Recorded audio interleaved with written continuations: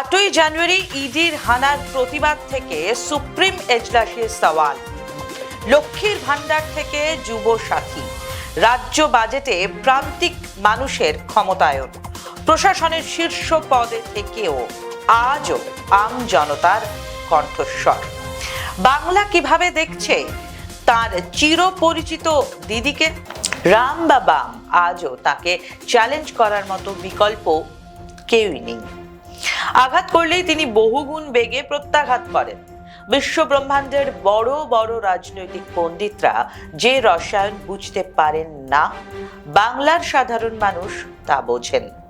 তাই শেষ হাসি তিনিই হাসবেন। গতবার স্লোগান ছিল খেলা হবে, এবার লড়াই আরো কঠিন, তাই স্লোগানও আরো জোরালো, ফাটাফাটি খেলা হবে। ক্লাইম্যাক্স এখনো বাকি, কিন্তু বাংলার মানুষ তাদের পাহারাদারকে চিনে নিয়েছেন। মমতা যুগের জয়যাত্রা অব্যাহত থাকছে।